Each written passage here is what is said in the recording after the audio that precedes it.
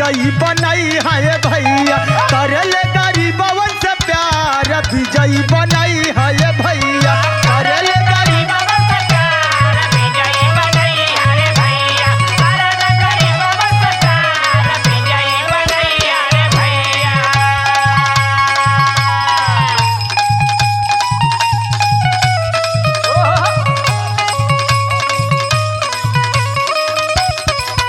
एक गरीब का बेटा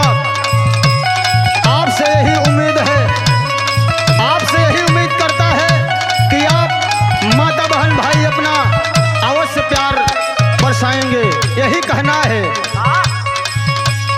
वार्डा नंबर 3 से भाभी उम्मीदवार हूँ मैं हो,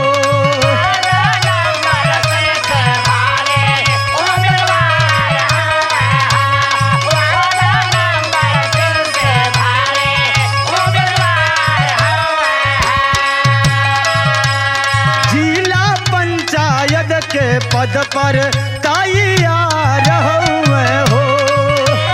पंचायत के पद पर तैयार हूँ मैं, पंचायत के पद पर तैयार हूँ। यही हो चुनाव में पगड़ी बनाई है, यही है चुनाव में पगड़ी बनाई है, यही है चुनाव में पगड़ी बनाई है, यही हो चुनाव में पगड़ी बनाई है। राहुल भैया करी है गुलजार विजयी बनाई है भैया, विजयी बनाई है भैया, करल गरीबवन से प्यार विजयी बनाई है भैया, करल गरीबवन से प्यार विजयी बनाई है भैया, करल गरीबवन से प्यार विजयी बनाई है भैया। ग्राम सभा चंदईपुर के भावी जिला पंचायत के उम्मीदवार रतन सोनकर पुत्र गुलाब Sonkar Mirzapur city ward number 3 से भारी मतों से विजयी बनावे दोस्तों। तब बिजली शौचालय पानी के निर्माण होई है हो,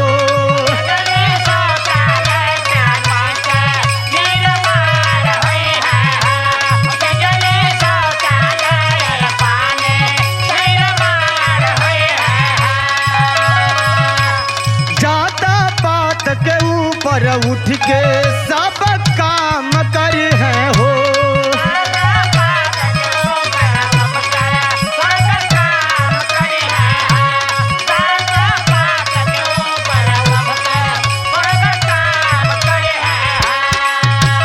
दुखियन गरीबवन के सजी है सपनावा,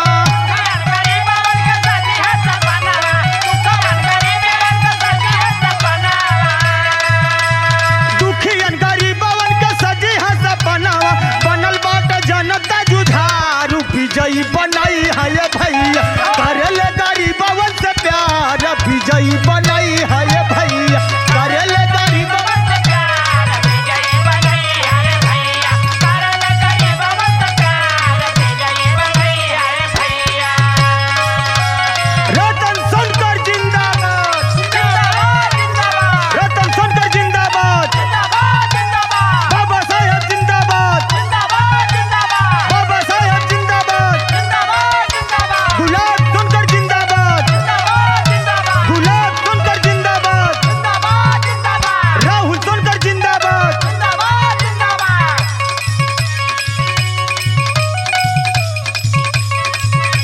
गुलाब सोनकर के बेटा का फरियाद कर हो,